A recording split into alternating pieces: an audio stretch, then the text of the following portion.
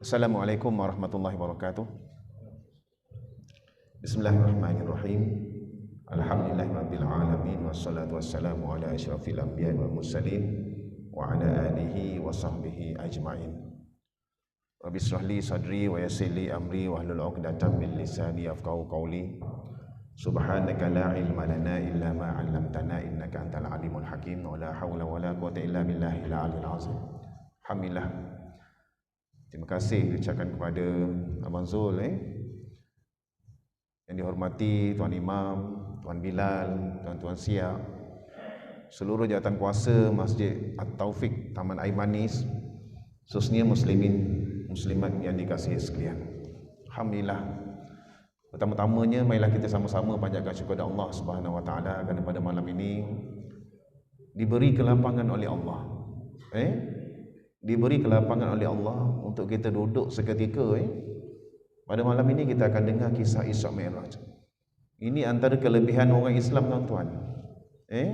Kelebihan orang Islam ni, setiap bulan ada sahaja hari-hari kebesaran, especially bulan Rejab, bulan Syaban dan bulan Ramadan. Dan bila ada hari kebesaran inilah jawatan kuasa surau, jawatan kuasa masjid akan mengadakan program-program untuk memperingati dan mengambil ibrah daripada peristiwa-peristiwa besar ni. Bulan Rejab ada satu peristiwa agung, iaitulah peristiwa Isra dan Mi'raj. Bulan Syaban ada satu juga peristiwa yang besar, iaitulah Nisfu Syaban. Nisfu Syaban, yang mana dalam satu hadis yang panjang, pada malam itu siapa yang bertaubat, Allah akan ampun dosa dia. Siapa yang minta sesuatu, Allah akan tunaikan permintaan dia malam Nisfu Syaban. Pada bulan Ramadan ada satu malam yang sangat istimewa, iaitulah malam Lailatul Qadar. Malam Lailatul Qadar. Terbaiknya malam Lailatul Qadar ni, tuan-tuan muslimin-muslimat dikasihi sekalian, beribadah di malam Lailatul Qadar ni khairum min alfi syahr. Terbaik daripada 1000 bulan. Satu ibadah sama dengan 83 tahun ataupun 1000 bulan. Seperti mana yang dinyatakan dalam surah Al-Qadr. Ini muslim-muslimat dikasihi sekalian, alhamdulillah, atas inisiatif daripada jawatan kuasa Masjid At-Taufiq ini untuk mengumpulkan kita di sini beramai-ramai ini, untuk kita memperingati satu peristiwa yang kalau kita ni tak beriman, kita pun tak percaya peristiwa ni, betul tak? Kita pun tak percaya, kan? Tetapi alhamdulillah kita hadir pada malam ini kerana kita ni beriman. Kita percaya dengan satu peristiwa ni yang dilalui oleh kekasih Allah Nabi SAW. Muslimin muslimat dikasihi sekalian. Sebelum kita masuk kepada tajuk kita,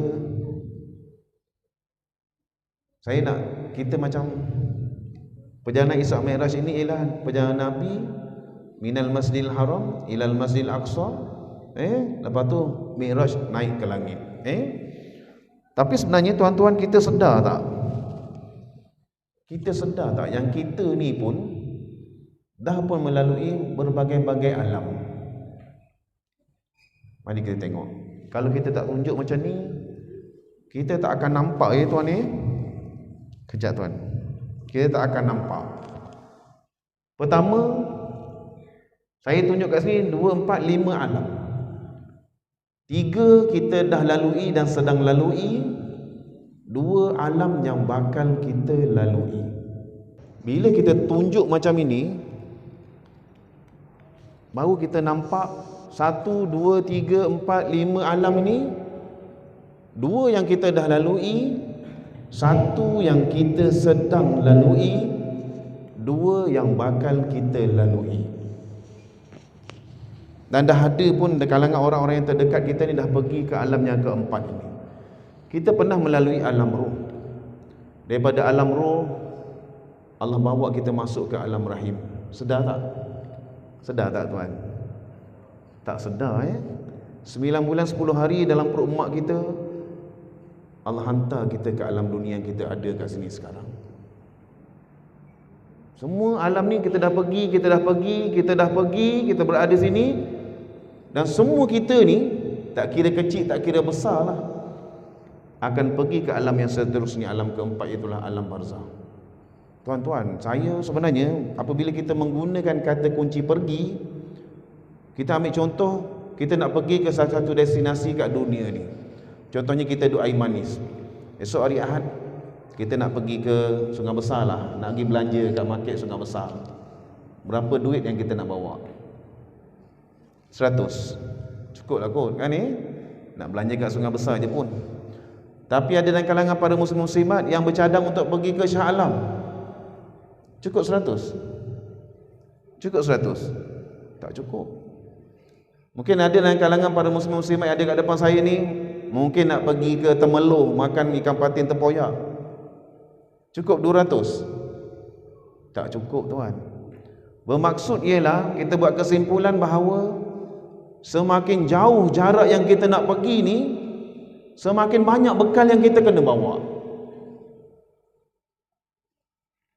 Tapi tuan-tuan, kita nak pergi kat alam barzah ni tuan, berapa bekal yang kita nak bawa?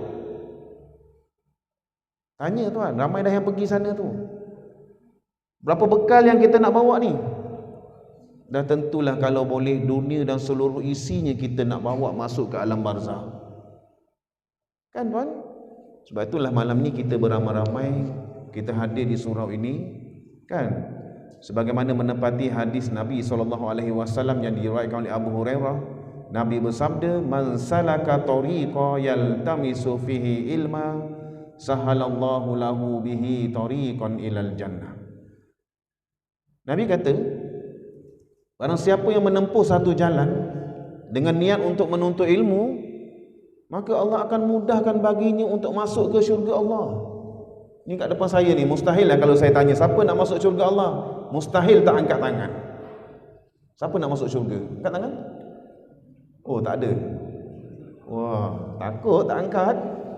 Semua nak masuk syurga kan? Tuan-tuan, syurga ni kita tak boleh masuk tanpa ilmu tau. Sebab ilmu ni sifat dia nur. Nur ni ialah dia menyuluh kita menuju kepada Allah. Bagaimana mungkin kita nak pergi menuju Allah, masuk syurga Allah tanpa ilmu?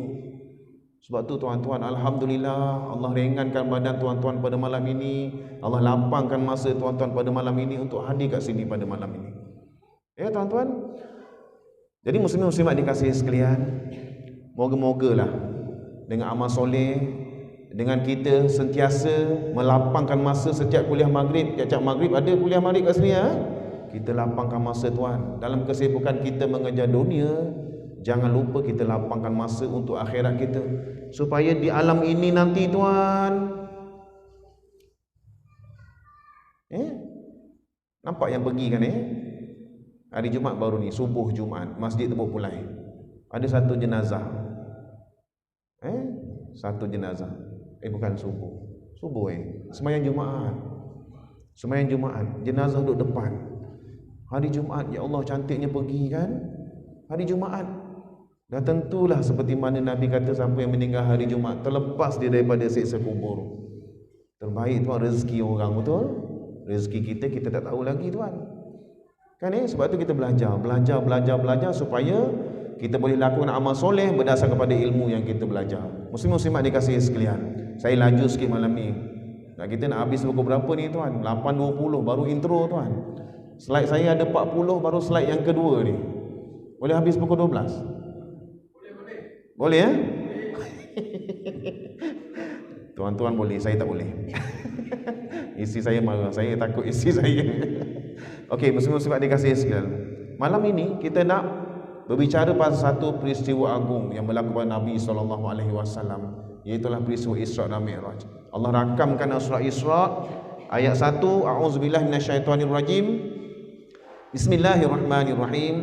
Subhanallazi asra bi'abdihi lailam minal masjidil harami ilal masjidil aqsa allazi barakna hawlahu linuriyahu min ayatina innahu huwas sami'ul basir. Ayat 1 surah Al-Isra. Maha suci Allah yang telah memperjalankan hambanya, yakni Nabi kita lah, Nabi SAW, pada malam hari dari Masjidil Haram ke Masjidil Aqsa, yang padanya kami berkati sekelilingnya untuk kami memperlihatkan kepadanya tanda-tanda kebesaran kami. Sesungguhnya Allah jualah yang maha mendengar lagi maha mengetahui. Bila masuk je hujung-hujung Rajab, kita akan selalu dengar ayat ini, betul? Kenapa turunnya ayat ini? Kerana inilah Allah Ta'ala nak memperkuatkan hujah Nabi. Sebab peristiwa ini dikatakan berlaku antara tahun 10 kenabian, 11 kenabian ke 12 kenabian menurut ulama sirah. Jadi pada masa itu Nabi sedang menyebarkan dakwah secara terang-terangan. Allah uji lagi Nabi SAW dengan peristiwa Isra Mi'raj. Nabi bercerita kepada orang musyrikin Quraisy tentang peristiwa pelik yang tak masuk akal. Kita tengok kat sini. Jumhur ulama mengatakan berlaku pada 27 Rejab tahun 12 kenabian. Ada yang kata 10 kenabian, ada yang kata 11 kenabian. Allah perjalankan Nabi dari Masjidil Haram ke Masjidil Aqsa dengan menaiki burak. Dan Rasulullah dimi'rajkan oleh Allah Subhanahu wa taala naik ke Sidratul Muntaha, bertemu dengan zat Allah. Yang kita kata pula, oh Allah ke atas. Bukan. Allah bukan ke atas. Siapa kata Allah ke atas? Terencat akidah dia. Allah berada di mana-mana. Kita kata macam tu. Muslim-muslimat dikasihi sekalian, Isra dan Mi'raj ini, kita tengok kat sini, ini Masjidil Haram. Minal Masjidil Haram ilal Masjidil Aqsa. Ni kalau tengok ni pun dah pelik. Kan Nabi kata Allah perjalankan dia daripada Masjid Haram Masjid Aqsa ni pergi lepas Isyak, naik Mi'raj ke langit sampai ke langit ke-7, naik lagi sampai ke Sidratul Muntaha, turun balik sampai ke Mekah sebelum subuh dah sampai dah. Tuan-tuan percaya tak? Realitinya Masjidil Haram ke Masjid Aqsa ni 1000 km lebih. Kalau berdasar pada kenderaan yang ada pada zaman dulu, sebulan perjalanan. Kalau kita hari ni tak pelik tuan, kereta kita, kalau kereta Proton mungkin lambat sikit kan tapi kalau kereta Merc, kereta BMW memang cepat sampai. Tekan dia 200 memang sekejap je sampai. Hari ini mungkin percaya, tapi zaman Nabi kalau mengendarai unta sampai ke Masjid Haram dengan Masjid Aqsa ni sebulan perjalanan. Memang mustahil. Sebab itulah kita nak belajar bahawa daripada peristiwa Isra Mi'raj ini dia melahirkan 3 golongan. Dia melahirkan 3 golongan. Golongan yang pertama, daripada Nabi cerita tentang apa yang Nabi lalui Isra Mi'raj ini, lahirnya golongan yang beriman, percaya terus bulat-bulat. Golongan yang kedua, ragu-ragu. Golongan yang ketiga, terus menolak cerita Nabi ini. Agak kita golongan mana agaknya? Sebab saya ceramah kat tuan-tuan ni, agak kita golongan mana? Beriman percaya terus, ragu-ragu, terus menolak cerita Nabi. Golongan mana tadi? Dengar suara tadi? Pertama terbaik. Siapa golongan pertama? Kita lah kot. Sebab kita datang sini kan nak dengar cerita Isra Mi'raj. Takkanlah tak percaya. Tak percaya tuan. Boleh gugur akidahnya. Sebab apa? Sebab Allah rakam ni. Allah rakam dalam Al-Quran ni. Satu huruf kita tak percaya dalam Al-Quran, terbatal akidah kita. Jadi golongan yang pertama ni, golongan yang beriman dan percaya. Terbaik tuan, kalau tuan pilih beriman dan terus percaya, kita bersama dengan Sayyidina Abu Bakar. Ada juga golongan kedua, ragu-ragu. Betul ke Muhammad ni? Macam tak masuk akal lah. Jauh tu. Dia masih macam tak yakin lagi. Macam tak yakin. Hari ni pun ramai ni agaknya, alah Ustaz Isra Mi'raj ni macam tak masuk akal. Ada ke? Tak ada. Harap tak ada lah. Harap tak ada. Dan golongan yang ketiga ni terus menolak cerita Nabi. Inilah dia, Abu Lahab, Abu Jahal, Utbah bin Rabi'ah. Ini geng-geng dia ni, geng-geng kepala samsing musyrikin Quraisy. Mengambil kesempatan untuk menghina, mencerca Nabi, menuduh Nabi membawa cerita-cerita dongeng. Tapi Sayyidina Abu Bakar terbaik. Apa sahaja yang datang dari Muhammad, aku percaya. Hinggalah ia digelar As-Siddiq. Tuan-tuan, hari ni anak-anak kecil kita ni, kita takut keimanannya tuan. Benda-benda yang kita kena percaya, yang kita belajar daripada Al-Quran dan juga hadis Nabi ni, kadang-kadang nak melekat kepercayaan dalam dada anak-anak kita susah. Hari ni tuan-tuan, kenapa kita melihat masyarakat kita ni tak committed dengan solat? Solat main-main, rasa rajin solat, malas tak solat. Minum arak macam air sejuk. Kedai nombor ekor pakai helmet beli nombor. Tak takut tuan, tak beriman kepada Allah ni. Iman dia tu tak mantap. Risau tuan. Kau cakap bab solat Kau cakap bab solat, anak saya ni generasi yang membesar. Kita orang tua sini alhamdulillah, muka semua ada nur, tak ada masalah. Tapi hari ni yang 20 ke atas ni, subuh dah tentu dengan susah payahnya bangun sembahyang subuh. Betul? Lepas tu tempat kerja tuan, anak saya kebetulan dia kerja kat satu tempat lah.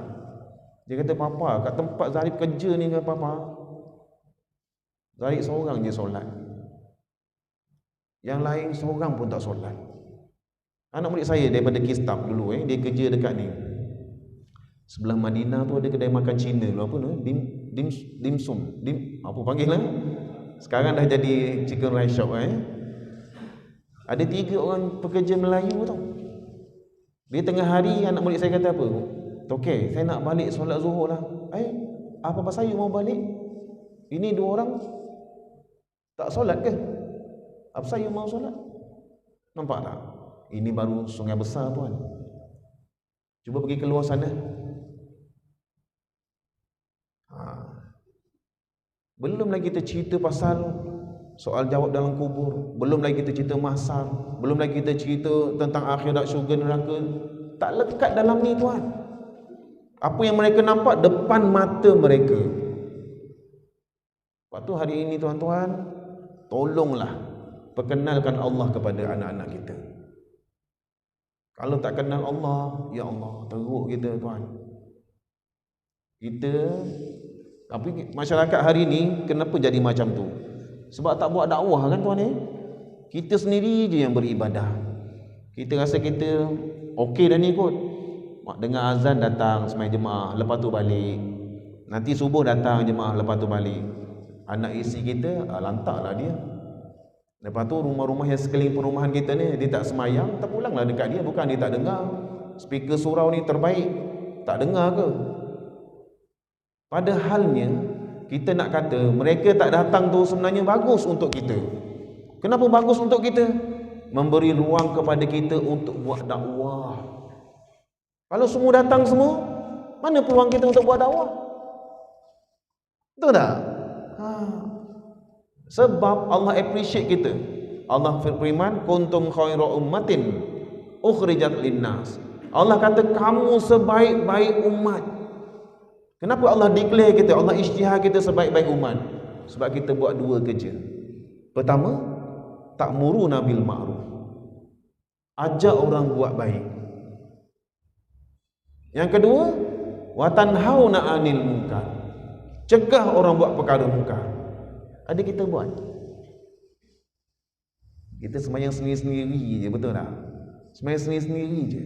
Namun nak ajak orang ke datang ke masjid, susahlah ustaz, saya tak beranilah. Nanti kan dia caci kita, engkau apa hal sibuk? Kubur kau lah, kubur aku lah, betul? Itu yang kita takut tu.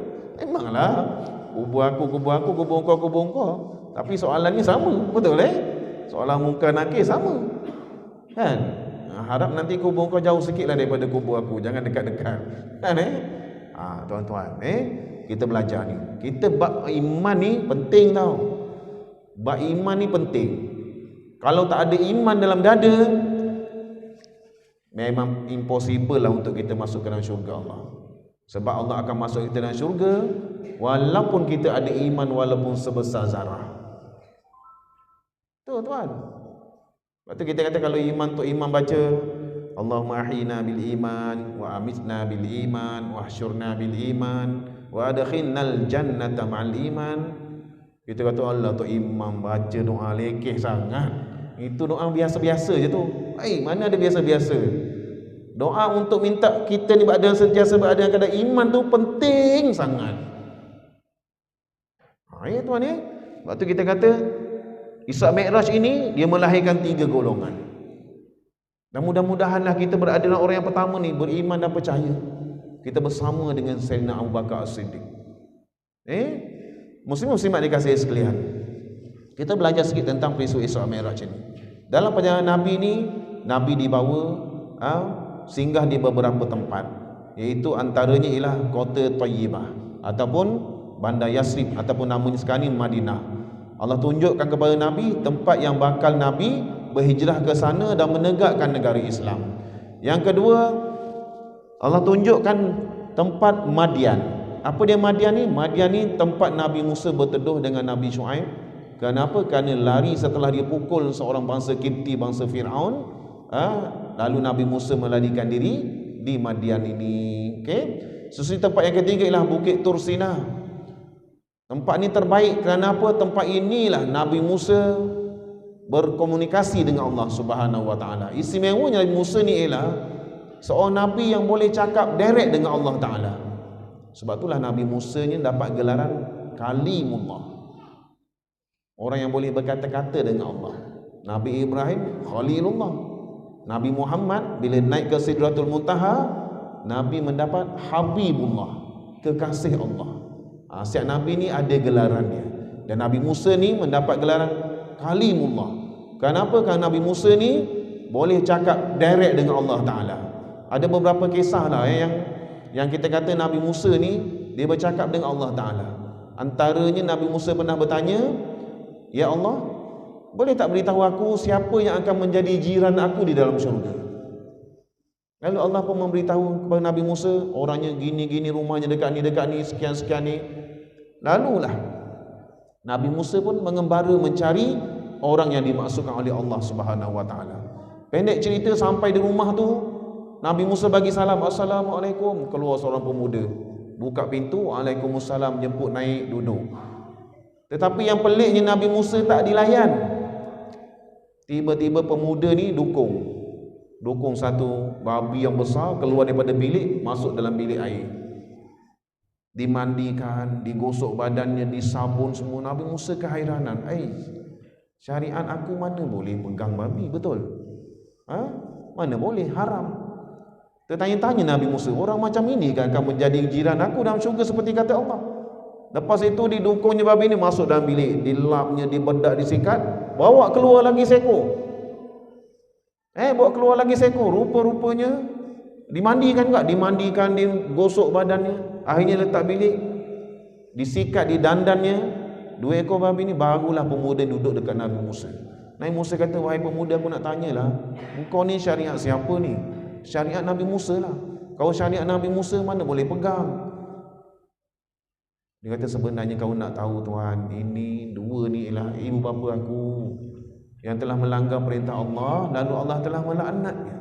Tapi aku sebagai seorang anak, walau macam mana pun keadaan ibu bapa aku mesti memberi layanan yang terbaik." Nampak? Akhirnya kerana dia anak yang soleh, Allah kabulkan doa dia, Allah tukarkan balik mak bapak ni kembali kepada asal seperti manusia semula. Itu contoh Nabi Musa bertanya, bercakap dengan Allah Subhanahu Wa Taala. Lepas itu pula Nabi ditunjukkan tempat dan singgah di Baitul Laham, tempat Nabi Isa dilahirkan oleh Siti Maryam. Lepas itu yang last sekali sebelum Nabi Mi'raj ke langit ialah Nabi singgah di Baitul Maqdis, tempat yang menjadi kiblat pertama orang Islam. Dan di sini dah dikatakan Nabi bersolat dengan ruh-ruh para anbiya yang telah meninggal dunia sebelum Nabi Mi'raj ke langit. Muslim dikasihi sekalian, daripada Baitul Maqdis inilah Allah Ta'ala telah memi'rajkan Nabi SAW naik sampai ke langit ke-7, seterusnya naik lagi ke Al-Mustawa, tempat yang paling tinggi, yang di situ adanya Sidratul Muntaha. Di situlah Allah Ta'ala Nabi bertemu dengan Allah Ta'ala. Nabi bertemu dengan Allah Ta'ala, bukannya tempat tinggal Allah Ta'ala. Kita kena ingat tu. Kita berdoa angkat macam ni, sebenarnya tak boleh. Masa kita berdoa, jangan angkat kepala macam ni. Nabi larang, jangan angkat kepala ke atas. Tunduk macam ni. Cara berdoa pun tangan ni mesti hadap kiblat ni. Bukannya macam ni, bukannya macam ni. Kan? Macam-macam cara berdoa kan Macam-macam yang berdoa. Kita tak bersatu dalam perbuatan doa ni. Kalau berdoa ada orang macam ni, ada orang macam ni, kan? Ada orang macam ni, kan? Ada orang sebenarnya yang betulnya lah macam ni. Kita dalam solat kita pun semua anggota kita mesti menghadap kiblat. Contohnya bila kita berdiri, kaki kita macam ni kan?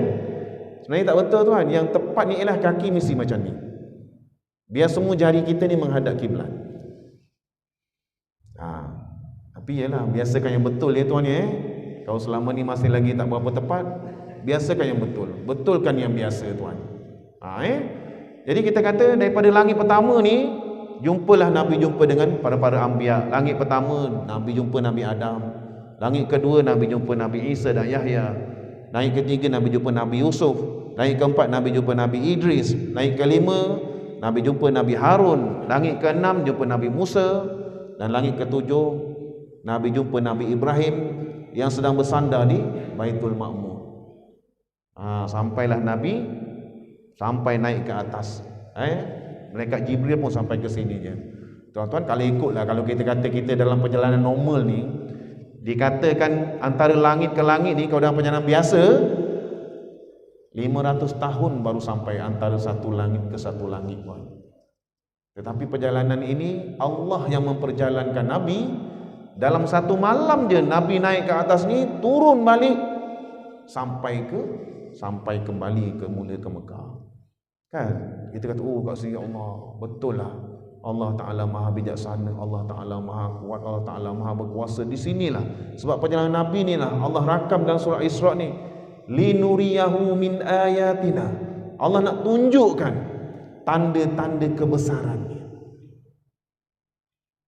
Lepas tu bila kita belajar Al-Quran ni, Allah, betul lah, kita akan rasa bahawa Allah Ta'ala tu betul-betul maha berkuasa. Orang yang selalu baca Al-Quran. Sebab tu orang selalu baca Al-Quran ni hatinya hidup tuan. Lebih-lebih lagi Al-Quran hari ni special. Dia tak macam Al-Quran zaman dulu. Al-Quran zaman dulu, Al-Quran dia semua Sekarang ni, Al-Quran zaman sekarang ni, isi Al-Quran, kat tepi ni tafsir.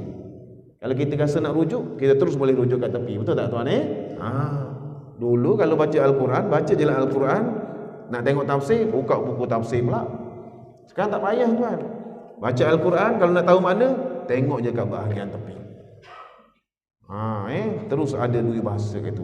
Muslimin-muslimat dikasihi sekalian. Sebelum saya panjang, saya minta panjang sikit tuan. Dalam 9 kita habis boleh ke? 9 suku boleh tuan Tak apa tuan. Kita duduk kat sini pun bukan panas, sejuk, damai, tenang. Selain daripada aircon, sebenarnya bersama kita ni ada malaikat rahmat. Ada kat celah-celah kita ni. Kalau saya ceramah panjang, banyaklah tuan-tuan yang diistighfarkan oleh malaikat. Malaikat duduk bersama kita ni tuan, dia tak duduk saja tuan. Dia duduk, dia ni mohon ampun di atas segala kesalahan dan kesilapan kita. Dia akan berdoa kepada Allah. Orang yang duduk dalam majlis ilmu ni, Allah maghfir lahu warhamhu, Allah maghfir lahu warhamhu. Kalau ceramah ni 2 jam lah. Malaikat ni tak pernah penat mohon ampun. Kan? Namun kita kalau dalam majlis ilmu ni tuan, biasakanlah. Sebab tu saya nak jadikan tuan-tuan ni tabiat tau. Datang majlis ilmu, buang masa sikit dalam majlis ilmu, bawa tasbih ni. Sementara dengar ustaz ceramah, astagfirullahalazim allazi la ilaha illa huwal hayyul qayyum. Astagfirullahalazim allazi. Dapat 300 kan? Lepas tu subhanallah bihamdihi subhanallahil azim, subhanallah bihamdihi subhanallahil azim. Sambil-sambil telinga dengar. Lepas tu la ilaha illallah dalam hati. Macam ni je dalam hati. Boleh tuan. Jadi kalau macam itu, lama mana pun kuliah, terbaik. Kita dapat kumpul tuan. Biasakan dengan benda ni tuan. Sebab manusia ni kalau ada benda ni, hati terus berdetik. Nampak? Hati terus berdetik. Kalau tak ada tasbih kat tangan, hati tak berdetik. Betul tak Okey, muslim-muslimat dikasihi sekalian. Kenapa berlakunya peristiwa Isra Mi'raj? Yang pertama, memang mukjizat Nabi lah. Mukjizat Nabi. Tak dikurniakan kepada manusia biasa, tetapi dikurniakan kepada Nabi-Nabi dan para Rasul. Yang kedua, berlakunya Isra Mi'raj ini kerana kita selalu dengar bahawa tahun itu berlaku duka cita kepada Nabi ataupun Amul Hazan, tahun duka cita. Kenapa? Kerana Nabi kehilangan dua orang tonggak yang memperjuangkan Islam, menyokong perjuangan Nabi. Pertama, bapa saudara Nabi Abu Talib. Kan? Mau tak sedihnya bila kehilangan Abu Talib? Nabi ni yatim memang dari kecil dah. Umur 2 bulan meninggal ayah dia. 2 bulan dalam kandungan mak. Kan? Lahir ke dunia, duduk bersama dengan ibu susunya Halimatus Sa'diyah sampai umur 4 tahun. Umur 4 tahun barulah balik duduk dengan maknya Siti Aminah di Mekah. Ketika umur 6 tahun duduk dengan mak 2 tahun dia. Nabi cakap dekat mak, ajak maknya pergi ziarah makam ayahandanya di Madinah. Duduk di Madinah sebulan, baliklah Aminah, Nabi SAW dan juga pengasuh Nabi itulah Ummu Aiman. Dalam perjalanan balik sampai di Abwa, sakit pula lah mak Nabi. Meninggallah mak Nabi di Abwa, dikebumikan di Abwa. Balik ke Mekah. Pada ketika umur Nabi 6 tahun tuan. Dibela pula oleh datuk Nabi itulah Abdul Muttalib. Abdul Muttalib ni sangat sayang kepada Nabi.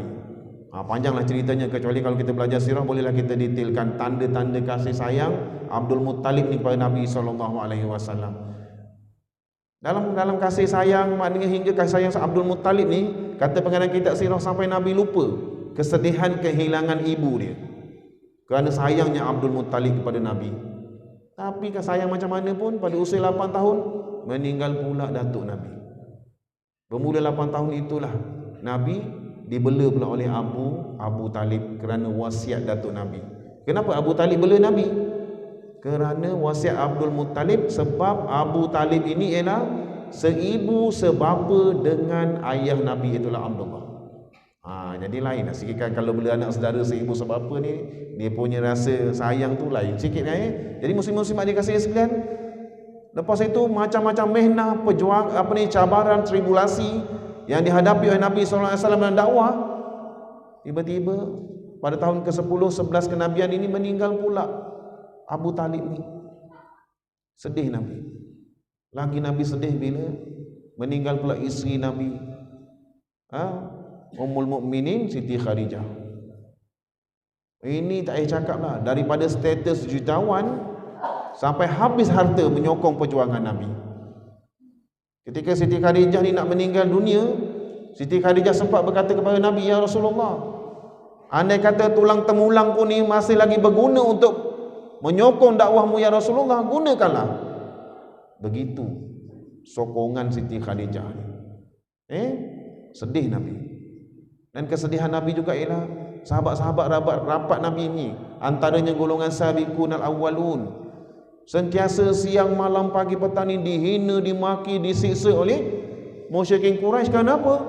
Kerana beriman dengan apa yang Nabi bawa. Kerana menyangkal Tuhan-Tuhan yang selama ini musyrikin Quraisy ini beriman kepadanya. Mereka disiksa. Ini Bilal bin Rabah tuan. Dia seorang hamba beriman kepada Nabi. Akhirnya tuannya Umayyah bin Khalaf ni sangat marah, memaksa beliau keluar daripada apa yang dibawa oleh Nabi SAW. Bilal enggan. Akhirnya Bilal ni dibuka baju ni, ditarik ke tengah padang pasir yang panas, direntangkan tangannya, dipaksa keluar daripada Islam. Tapi alhamdulillah, Bilal walau disiksa tetap dengan akidahnya. Susah payah kan? Sahabat-sahabat awal yang meluk Islam ni dengan susah payah tuan. Sebab tu mereka ni berpegang betul-betul dengan Islam. Kita hari ni lahir-lahir je, ayah kita azan kat telinga kanan, iqamah kat telinga kiri, Islam kita. Sebab tu kita ni pegang Islam ni macam bara api, kata Nabi. Akhir zaman ni pegang Islam ni macam bara api. Pegang, lepas. Pegang, lepas. Kejap taat, kejap tak taat. Kejap taat, kejap tak taat. Beribadah, beramal soleh ni ikut suka. Rajin buat, tak rajin tak buat. Dan Bilal bin Rabah tuan. Keluarga Ammar bin Yasir. Keluarga Ammar bin Yasir. Ini Ammar, bapa dia Yasir dan mak dia Sumayyah. Juga disiksa kerana apa?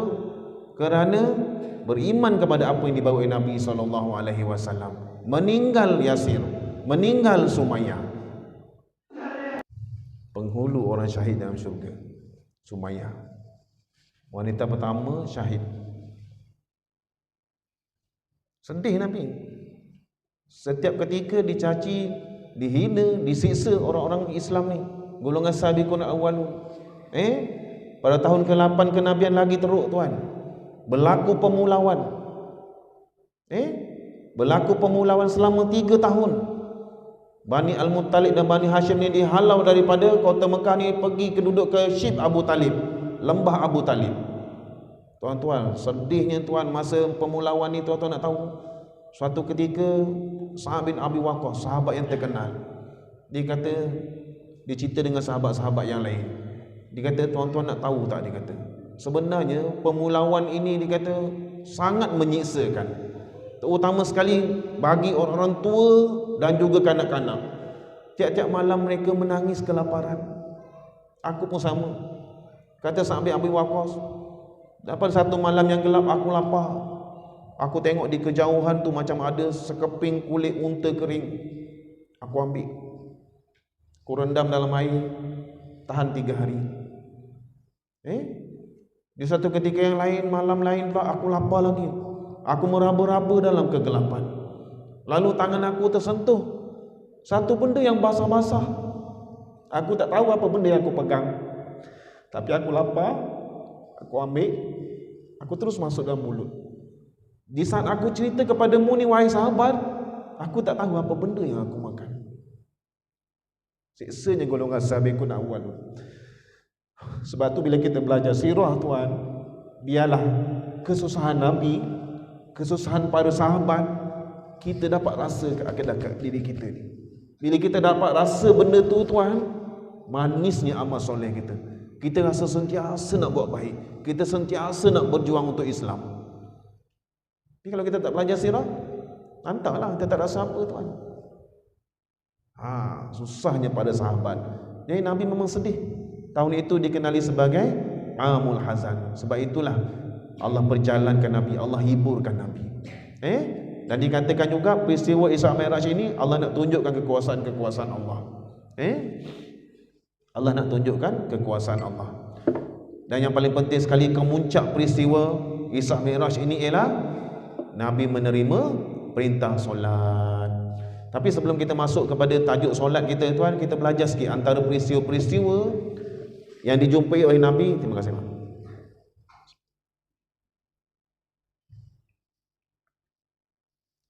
Antara peristiwa-peristiwa yang dijumpai oleh Nabi SAW dalam perjalanan Isra dan Mi'raj itu. Pertama, Nabi jumpa dengan seorang nenek tua yang panggil-panggil ketika Nabi dibawa berjalan oleh malaikat Jibril. Lalulah Rasulullah SAW bertanya kepada malaikat Jibril, siapa tu? Siapa wanita tua tu? Malaikat Jibril kata, wanita tua itulah yang menggambarkan bahawa dunia ni dah tua, kiamat dah dekat. Dunia ni tetap cantik, walaupun dah tua tetap cantik, sehingga ramai yang tergoda dengan keindahan. Tetapi kata Jibril, ketika wanita tua tu panggil, kamu tak menoleh, kamu tak tergoda, teguh pendirian kamu untuk beriman dan bertakwa kepada Allah. Ramai kita jadi kita belajar ialah umur dunia dah penghujung. Sementara usia-usia kita ni kita manfaatkan usia yang ada. Yang kita takut ni, yang Nabi kata ni, manusia hari ini terkena penyakit ni, penyakit wahan. Apa dia penyakit wahan? Hubud dunya wa karahatul maut. Kasihkan dunia, bila sebut mati takut. Sebab apa? Sayang kat dunia ni. Sedangkan orang yang beriman dan beramal soleh tuan, kalau kita belajarlah kitab-kitab hal-hal rahsia kematian tuan, kalau kita ni amal soleh kita cantik kat dunia ni tuan, mati tu ni satu nikmat tuan. Siapa takut mati? Siapa takut? Tak takut? Hebat. Saya takut. Tuan-tuan takut tak? Takut tak ni?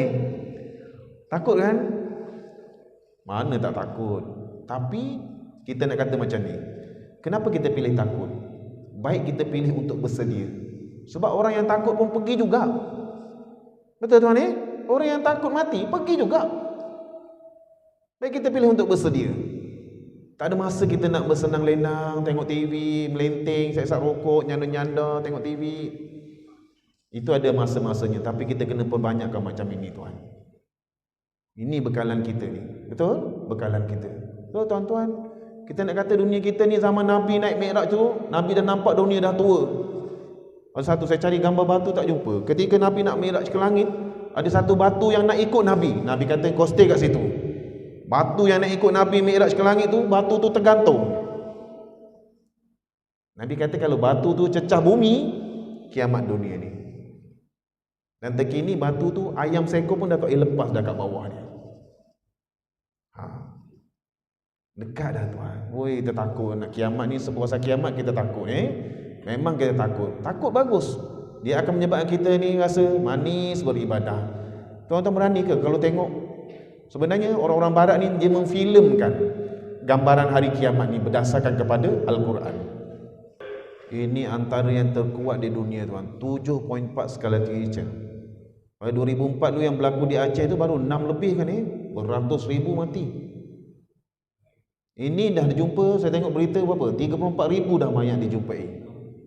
60 lebih dah.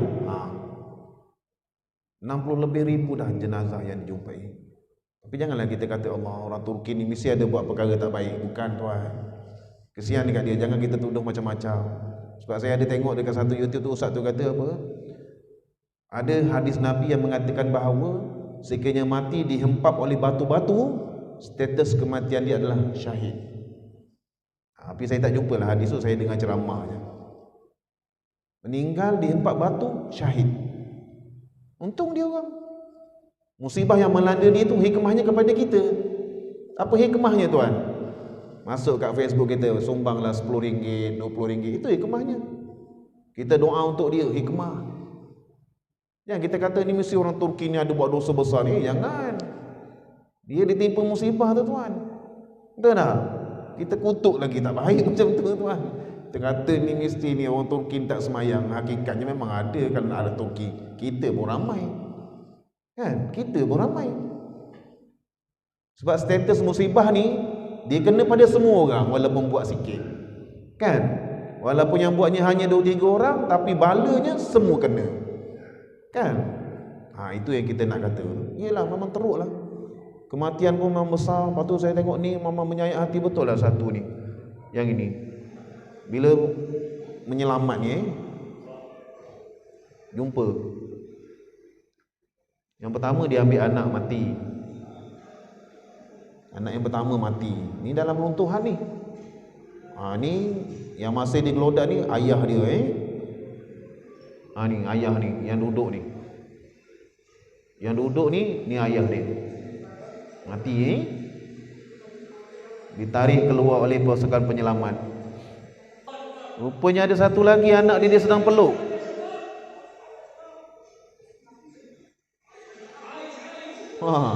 Aish hidup katanya. Ya Allah, moga Allah bagi kekuatan ya. Belum air lagi tu, betul? Itu baru jumpa dalam bangunan runtuh, belum lagi dalam air. Sebab tu kita kata kita ni kena bersedia menghadapi kematian. Bersedia macam mana? Tunggu je ke? Tak.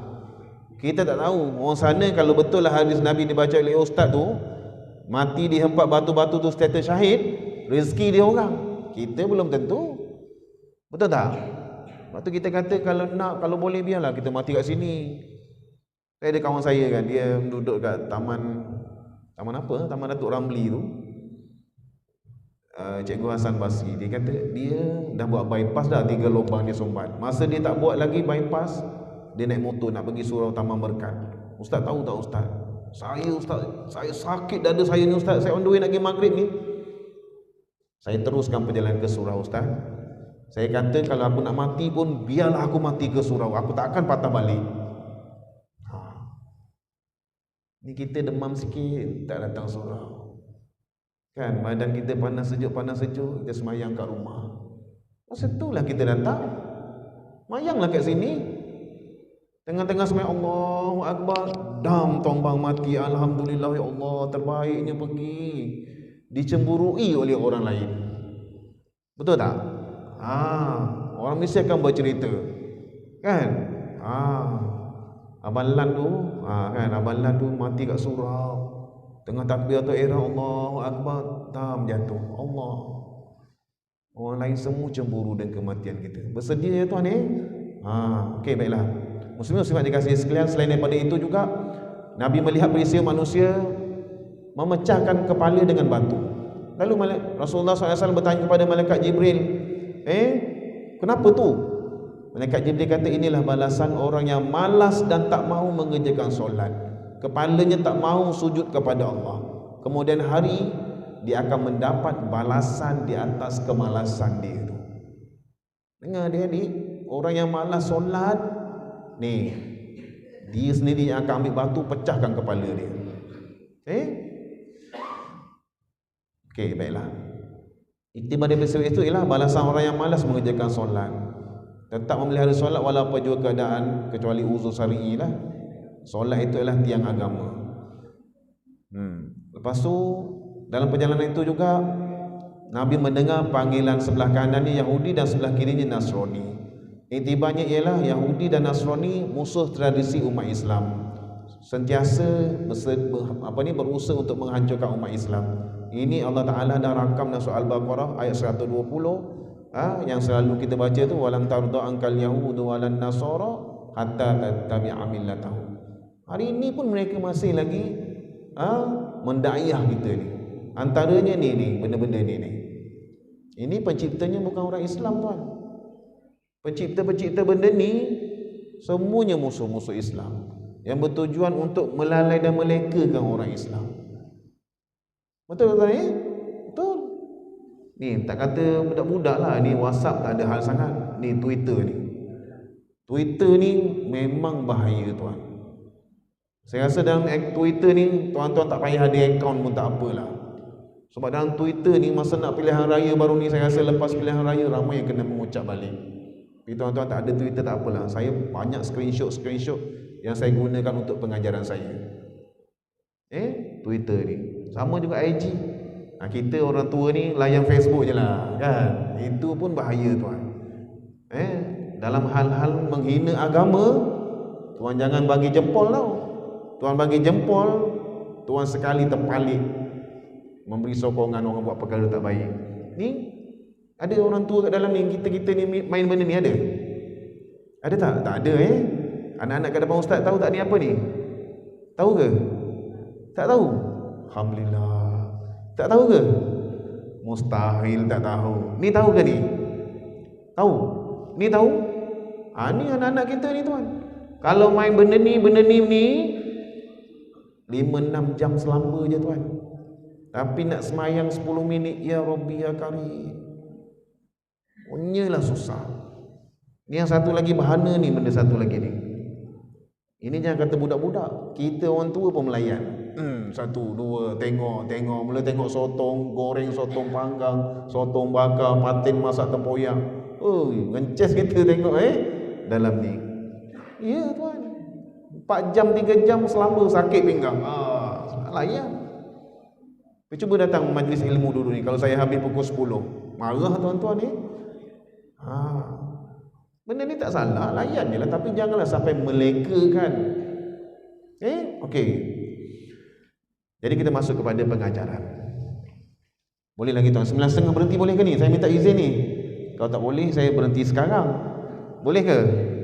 Boleh 9.30. Ni ceramah umum tuan, bukan kuliah maghrib Kalau kuliah maghrib, orang azan dia, saya berhenti. Sebab saya mengajar di taman pertama, Ustaz, kau nanti kalau dah azan berhenti tau Ustaz, azan isyak. Kenapa bang? Sebab kau datang ni kuliah maghrib, bukan kuliah isyak. Oh iya, betul juga. Kerana kalau dah orang dah azan isyak kau mengajar lagi, itu namanya kuliah isyak. Oh iya, okey bang, baik. Azan isyak je kau berhenti. Tapi malam ni ceramah umum, Isra Mi'raj, memperingati peristiwa agung Isra Mi'raj yang berlaku pada Nabi kita. Dan setiap peristiwa itu ada ibrah dan pengajarannya. Dan pengajaran yang pertama yang kita nak belajar ni lah, kesedihan dunia ni pengubatnya adalah Allah. Nabi ni tak ada cerita-cerita gembira sepanjang Nabi menjalankan dakwah. 23 tahun, 13 tahun di Mekah, 10 tahun di Madinah, tak ada cerita-cerita indah. Semua cerita-cerita yang mendatangkan susah hati, daripada mula lahir sampailah Nabi wafat. Nabi dicemuh dalam dakwah. Tapi Nabi kuat. Kenapa? Sebab ibadah Nabi ni. Tapi iyalah, kita umat akhir zaman ni cabarannya lain, betul Cabarannya lain. Sebab orang beriman ni, Allah kata apa dalam surah Al-Ankabut? Ahasiban nasi an yutraku an yaqulu amanna wa hum la yuftanun. Allah kata, apakah kamu mengira cukup dengan kamu mengatakan kami dah beriman, sedangkan mereka ni tidak diuji. Bila kita mengucap 2 kalimah syahadah, tunggulah kita akan diuji. Kenapa kita diuji oleh Allah? Adakah Allah tu kejam? Macam berlaku di Turki dan Syria tu. Adakah Allah kejam? Come on lah. Allah buat sesuatu tu mesti hikmahnya kembali kepada makhluk. Setiap ujian hidup. Saya nak cakap satu benda Hari ini masyarakat kita macam tisu tuan. Saya kena cakap juga benda ni. KP Kesihatan kita, Dr. Nur Hisham Abdullah, Ketua Pengarah Kesihatan, dia umum dalam surat khabar di Malaysia ni, dalam satu hari 2 kematian bunuh diri. 3 minggu lepas di mana? Subang. Budak 13 tahun, mak dia larang main handset, pergi pintu belakang, terjun tingkat 7, jatuh kat pintu belakang, mati. Kelang kabut kaunselor saya tau. Hem Subang tu, Cik Syukri tu kelang kabut balik. KPD saya 3 hari lepas, kita ada persiapan dekat Dewan Seri Benar. Shah Alam terjun juga. Ya Allah, susah sikit je ambil keputusan ni. Nak exam baru ni, 3 minggu sebelum SPM baru ni kan, ada satu kaunselor saya lapor pada saya, Ustaz, macam mana nak buat ni Ustaz? Kenapa? Ni lah klien saya ni Ustaz, dia ni main toreh-toreh ni Ustaz. Dia stres, bukan stres, depression, tekanan. Dia main toreh-toreh ni Ustaz. Mula-mula main tak dalam, toho-toho je, main toreh-toreh luar. Sekarang Ustaz, dia dah pandai tekan dalam-dalam. Tekan sampai putih nampak isi. Dia tak sedar tuan. Dia sedar bila masa dia sedar. Bila dia sedar, dia tengok, kenapa tangan aku berdarah ni? Orang depression ni macam tu. Kenapa macam tu tuan? Ni makanan tak dibagi. Makanan dalam tak dibagi. Apa makanan dalam kita ni? Amal soleh, solat. Tak cukup solat fardu, tampung solat sunat. Baca Al-Quran tak cukup 1 muka surat, 2 muka surat, 3 muka surat, 4 muka surat. Bila susah tak kembali kepada Allah. Kita tengok dalam buku Syekh Muhammad Jibril tanda Allah sayang pada seseorang itu ialah apabila dalam masa 40 hari dia mesti ada 1 detik rasa duka cita. Kalau dalam masa 40 hari dia happy manjang, tanda Allah tak peduli dekat dia. Nampak tu? Syukur kita ada kot. Lepas tu yang kedua, yang kita belajar dari peristiwa Isra' Mi'raj inilah kita kena bersihkan hati. Sebab sebelum Nabi di Isra' Mi'raj kan, Nabi dioperate dadanya, bersihkan hati, dibelah dadanya, malaikat masukkan ilmu, hikmah, iman dalam hati Nabi SAW. Kita pun macam tu. Sebab tu bila kita solat, sebelum kita solat, kita kena angkat hadas kecil, betul? Apa hadas kecil tu? Wuduk lah. Kita wuduk. Boleh ke kita sujud kepada Allah tak ada wuduk? Tak boleh. Walaupun sujud syukur. Sujud syukur kan? Allahu Akbar, sujud syukur. Tak baik, berdosa tau. Sebab tak ada wuduk. Faham? Kalau nak semayang, tak ada wuduk, sah ke tak semayangnya? Tak sah. Walaupun semayang 20 rakaat, tak sah. Sebab tak ada wuduk. Sebab tu nak jumpa Allah, hati mesti bersih. Ya Tuhan? Sebab makanan hati ni Tuhan, apa benda? Hati ni sepatutnya apa benda ada kat dalam ni? Allah, Allah, Allah, la ilaha illallah, la ilaha illallah, ni kena duduk dalam ni Tuhan. Sebab kalau kita belajar sifat 20, Allah bersifat iradah, berkehendak kan Allah tak berkehendak apa-apa pun, tapi Allah berkehendak kita ni manusia ni sentiasa tahlil, tahmid, tasbih, berzikir kepada dia. Itu je kehendak Allah sebenarnya. Allah nak dengar. Allah rindu ni kita ni. Sebenarnya tuan-tuan, Allah sayang kita. Kita belum tentu sayang Allah. kita belum tentu sayang Allah. Sebab tu kita ni, hati kita ni masukkan benda tu tuan. Setiap masa, setiap ketika. Ni tasbih ni juga ni. Kita semua ada kereta kan tuan. Saya cadangkan kepada tuan, ambil tasbih ni satu, beli kat Akib Man tu RM8 yang kecil sikit ni, besar sangat, sangkut dekat signal kereta tu. Kita selalu buat perjalanan jauh kan ni, Shah Alam, sejam setengah, 2 jam. Berapa dapat tuan? Sambil-sambil bawa kereta. Shah Alam, KL, KLIA, letak dekat signal tuan. Daripada kita melengung, orang potong sayur kita menyumpah serana, baik kita pegang ni. Betul tak tuan? Cadangan saya. Okey. Baiklah tuan. Lagi kita belajar ibrah daripada episod Isra Mi'raj lah, kepentingan solat fardu. Ibadah yang paling penting. Kepentingan solat fardu ni mengatasi kewajipan fardu-fardu yang lain seperti zakat, haji, puasa dan lain-lain. Sebab kita tengok kalau pada masa ketika hitungan amal nanti, solat ni adalah satu ibadah yang pertama sekali dihitung oleh Allah. Kalau terbaik, barulah Allah akan hitung ibadah-ibadah yang lain.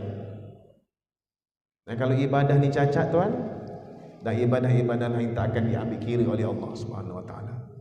Sebab tu kita ni selain daripada kita solat fardu, kita kena backup dengan solat-solat sunat, Qobliyah, Ba'diyah, sembahyang malam, sembahyang witir, supaya boleh menampung solat-solat fardu tu. Sebab istimewanya solat ni, Allah sendiri panggil Nabi naik ke atas, anugerahkan solat fardu kepada Nabi dan umat dia. Sebab tu kita kata kat sini, adalah hadis Nabi riwayat Tirmizi ni, sesungguhnya amalan pertama yang dihisab oleh seorang hamba pada hari kiamat adalah daripada amalan solatnya. Jika baik solatnya, maka berbahagia dan berjayalah ia. Jika buruk solatnya, maka kecewa dan rugilah ia. Sekiranya solat fardunya tidak sempurna, maka Tuhan Azza wa Jalla berfirman, periksalah, adakah hamba-Ku itu menunaikan solat-solat fardu untuk menampung kekurangan solat-solat fardunya itu, solat sunat untuk menampung solat fardunya itu. Kemudian dihitung seperti ini juga pada amalan-amalan yang lain. Sebab tu maksudnya lah, jangan kita solat fardu saja, kita kena tampung dengan solat-solat sunat. Okey? Daripada Muaz bin Jabal radhiyallahu anhu bahawa Nabi SAW bersabda, Rasul amril Islam wa umuduhu shalah wa zirwatu sanamihil jihad. Nabi bersabda, pokok segala urusan hidup manusia ni mesti dengan berpaksikan kepada Islam. Dan tiang agama ni ialah solat, kemuncaknya ialah jihad fi sabilillah. Sebab tu bila kita hidup, makan ke, minum ke, tidur ke, menguruskan umur amalah kita, mesti ikut Islam. Ni Nabi cakap ni. Ni status solat. Kadang-kadang kita kat dunia kita nak hidup bahagia kan tapi bila solat tak dijaga, janganlah ditanya, kenapa hidup tak pernah berjaya? Kenapa orang tu senang, kenapa orang tu bahagia? Aku ni kenapa macam ni? Sebab kunci kejayaan seseorang itu adalah menjaga solatnya. Repair solat. Kadang-kadang kita kata, aku pun solat lah, tapi kenapa hidup aku selalu diuji? Kita buat sedikit ulang kaji tuan. Sebab ni bulan Rejab, Syahrus Solat. Kita nak gunakan ibadah solat kita ni pada bulan Syaban dan Ramadan nanti tuan. Kita tengok solat-solat ni, rukun-rukun solat ni dia ada 13 perkara tuan. Dan dipecahkan kepada 3, rukun qalbi, qauli, fi'li. Dan benda ni mesti dibuat dengan betul. Sebab kalau salah satu terencatlah solat. Ni rukun. Satu, niat. Masa bila niat? Masa takbiratul ihram. Dalam niat tu ada 3 benda, qasak, ta'arud, ta'yin. Kita belajar okey. Sahaja aku sembahyang fardu Isya 4 rakaat makmuman lillahi ta'ala. Dalam tu ada 3, qasak, ta'arud, ta'yin dalam niat. Lepas itu rukun qauli ni pun kena buat dengan betul. 1, takbiratul ihram. Takbiratul ihram tuan. Macam mana takbiratul ihram? Ini oleh kerana rukun qauli, kita mesti lafazkan. Tapi jangan kuat, sekadar telinga kita je. Allahu Akbar. Tak boleh kita berdiri dalam hati je, tak sah tuan. Mesti lafaz Allahu Akbar. Belum lagi belajar panjang pendek sini, kita sebut je dulu. 2, baca surah Al-Fatihah. Baca Fatihah pun kena betul tuan. Saya tak ada masalah nak mengajar, tapi saya bagi tips macam mana baca Fatihah dengan betul. Kita kalau baca Al-Quran ni kita kena senyum tuan. Ini tu guru mengajar dekat sini. Kalau kita mengaji dengan senyum, kebarangkalian betul tu tinggi. Senyum dulu. Bismillahirrahmanirrahim. Dia kalau orang masam mengaji tak berapa tepat kan. Contohnya Bismillahirrahmanirrahim, itu orang masam. Kalau orang senyum, Bismillahirrahmanirrahim, dia buka mulut dia. Alhamdulillahirabbilalamin. Kalau orang masam, Alhamdulillahirabbilalamin. Macam betul tapi kurang tepat. Yang tepatnya kita kena buka mulut dia. Alhamdulillahirabbilalamin, Ar-Rahmanir-Rahim. Senyum buka ni. Sebab tu Quran lama dulu mana ada baris. Kan tak ada baris, tapi dia baca Fathah, Qasrah, Dhammah. Itu Fathah tu masuk Fathah. Fathah ni buka mulut ni. Mana ada baris Quran lama dulu kita. Itulah Fatihah ni. Tuan-tuan belajar tuan. Untuk guru ramai kat sini. Cikgu tahfiz daripada Sama Ahmadiyah ramai belajar tuan. Kat sinilah. Yang ketiga, bacaan tahiyat akhir. Saya nak betulkan sikit bacaan tahiyat akhir. Ini lafaz tahiyat akhir kan. At-tahiyyatul mubarakatus salawatu tayyibatu lillah. Betul tuan? Betul ni? Ini lafaz tahiyat akhir kan? Dan ini adalah rukun. Jangan salah.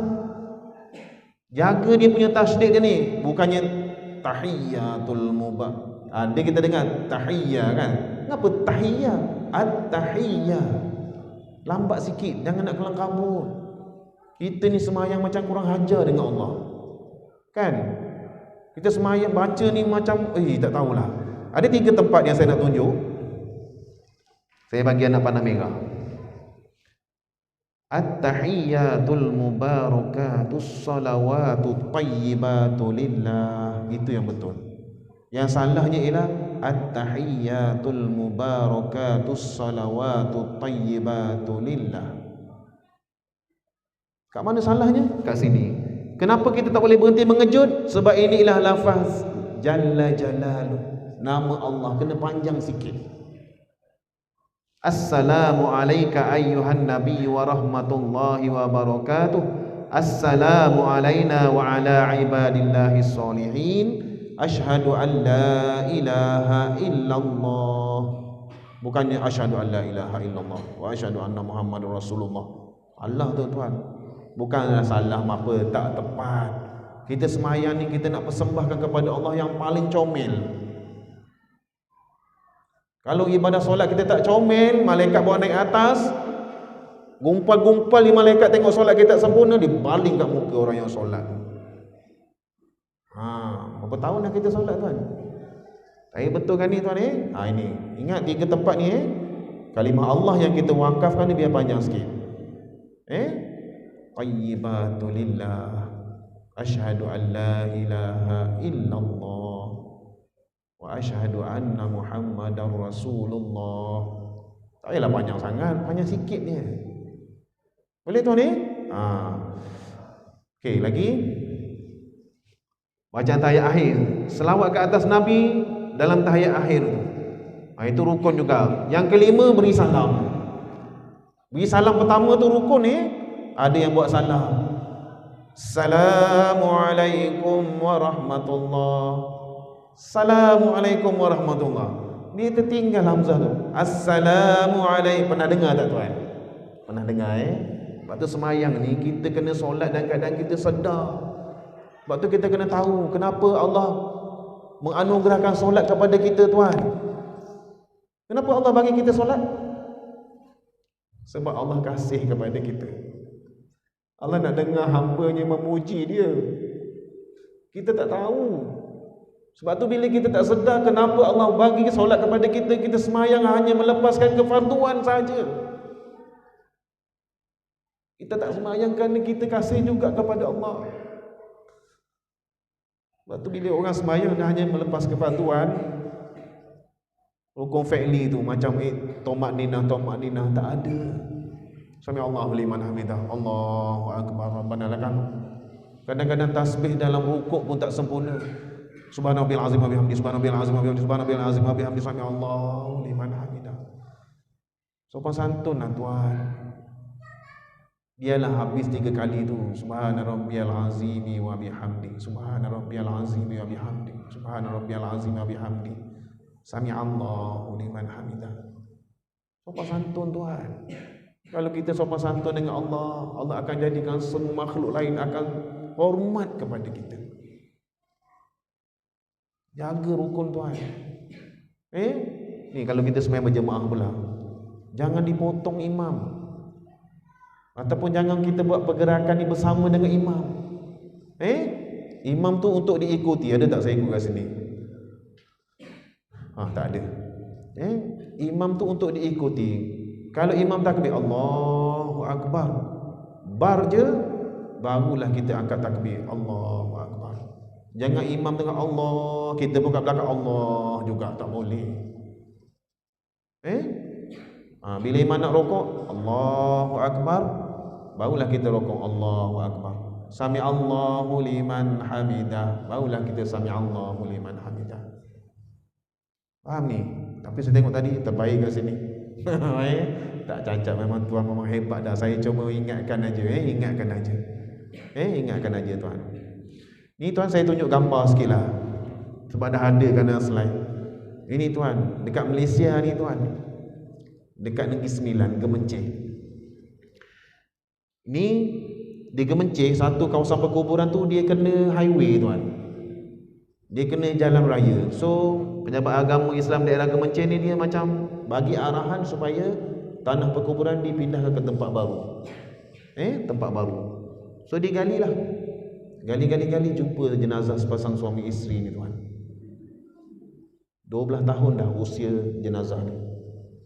Sempurna lagi. Siapa ni tuan? Ini jenazah suami isteri tok guru mengaji. Ni. Bila masuk waktu solat, naik motor berdua suami isteri pergi sembahyang jemaah kat masjid. Tak susah. 12 tahun tuan. Bukan dekat Arab dekat Malaysia ni. Tuan-tuan nak macam ni? Nak? Boleh tuan. Saya tunjuk yang baik-baik je tuan-tuan. Lepas tu, oleh kerana dalam peristiwa Isra Mi'raj itu Allah rakam dalam surah Isra ni, minal masjidil haram ilal masjidil aqsa. Allah sebut perkataan masjid. Dalam Islam masjid surau ni penting tuan. Jantung hati umat Islam. Rumah-rumah Allah ni. Kita tengok kat sini tuan ni. Kita tengok kat sini berapa banyak rumah ni. Adakah semua hadir kat sini? Adakah semua hadir? Tak semua hadir kan? Kenapa tak semua hadir? Kita tak ada masalah. Kerana mereka tidak dijemput oleh Allah. Ini bukan rumah kita, ini rumah Allah. Kita hadir kenapa? Kerana kita mendapat jemputan Allah. Masa hidup kita tak dijemput oleh Allah. Bila kita mati, duduk depan imam ni, adakah Allah terima agaknya? Itu yang kita takut tuan. Sebab tu saya minta, bila setiap kali lepas Isra Mi'raj ni, lepas tu kita istiqomah datang surau. Tak jauh pun tuan. Kalau hati sudah mahu, hati dah melekat, ni lelaki especially ni sembahyang jemaah ni kat masjid, kat surau, kalau betul-betul istiqomah hatinya melekat dekat sini tuan, insya-Allah dia akan dapat yauma la zilla illa zillu. Di pada mahsyar nanti, orang yang hatinya lepas sembahyang zuhur ingat nak datang isyak, lepas sembahyang ingat nak datang asar, lepas asar ingat nak datang maghrib, lepas maghrib nak datang isyak, lepas isyak ingat nak datang subuh. Orang ni tunggulah dekat padang mahsyar nanti. Dia akan mendapat perlindungan di hari tiada perlindungan melainkan perlindungan Allah. Buat tuan. Sampai sana nanti kalau tak buat menyesal kita tuan. Sebab dekat padang mahsyar ni tuan, takut tengok fenomenanya tuan. Fenomena kat padang mahsyar ni, ada yang berjalan dengan buntut, ada yang berjalan dengan perut, ada yang berjalan dengan kepala, ada yang berenang dalam air liur orang, ada yang matahari sejengkal kat kepala. Seksa tuan. Tapi orang yang hebat ialah orang yang dekat dunia hatinya melekat dekat masjid dan surau. InsyaAllah Allah lindung di bawah teduhan naungan arasy. Buat tuan, tak jauh pun. Beli basikal ke, motor ada, kereta ada, apa masalah. Boleh tuan ni?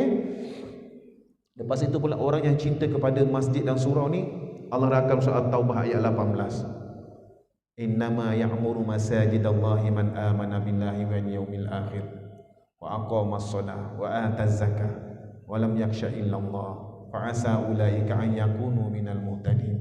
Allah kata sesungguhnya yang memakmurkan masjid Allah ini hanyalah orang yang beriman kepada Allah dan hari kemudian. Maknanya orang yang datang ni special, memang ada iman dalam dada tuan-tuan. Allah kata ni terbaik tuan istiqamah kalau boleh setiap waktu ramai sebegini. Kita semesti kat sini kan mana-manalah kalau kita tengah musafir tengok masjid singgah. Sebab kita risau tuan, bila Bilal panggil hayya 'alas solah tak datang. Bila Bilal panggil hayya 'alas solah kita tak datang, dekat padang mahsyar nanti bila dah susah, ya Allah panas ni, ya Allah tolong, ya Allah percepatkan hitungan amal, Allah nak tempelak kita boleh tau. Oh kat sini kau panggil aku ya. Dekat dunia dulu bila aku panggil datang surau masjid rumah aku tak datang. Saya tak mahu tuan-tuan tahu. Saya bagi semangat je. Aku menyesal datang kena marah ni penceramah. Jangan tuan Ya tuan. Jadi mudah-mudahan lah kita stop kat sini lah. Mudah-mudahan sedikit perkongsian ini memberi perubahan besar dalam hidup kita untuk kita menghadapi Syaban, Ramadan 2023 ni dan juga hari-hari mendatang. Mudah-mudahan kita bukan nak masuk syurga seorang-seorang, betul?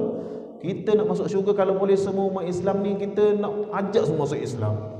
Sebab tu kita kena buat dakwah tuan. Ni rumah taman ni senang. Kita buat grup. Okey? Satu grup 10 orang. Kita buat dalam 5 grup. Okey, grup ni pergi ke lorong ni, ajak rumah ke rumah. Gunakan pendekatan jemaah tabligh tu bagus.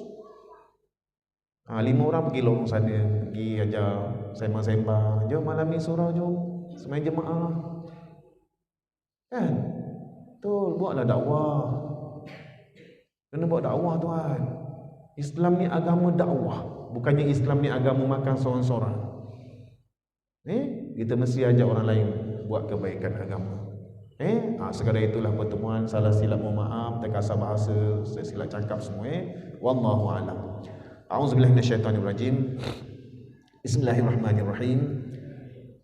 Alhamdulillahirabbil alamin wassalatu wassalamu ala asyrafil anbiya'i wal mursalin wa ala alihi wa sahbihi ajma'in. Allahumma ja'alna minal ladzina yastami'una al-qawla fayattabi'una ahsanah. Allahumma rzuqna mutaba'atan nabi sallallahu alaihi wasallam.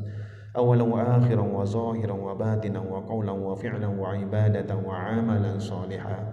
Rabbana atina fid dunya hasanah wa fil akhirati hasanatan wa qina adzabannar. Sallallahu ala sayyidina Muhammadin wa ala alihi wasallam. Walhamdulillahi rabbil alamin. Subhanakallahumma wa bihamdika asyhadu an la ilaha illa anta. Bismillahirrahmanirrahim. Wa la asina illa alladziina aamanu wa 'amilus solihati wa tawassaw bil haqqi wa tawassaw. Assalamualaikum warahmatullahi wabarakatuh.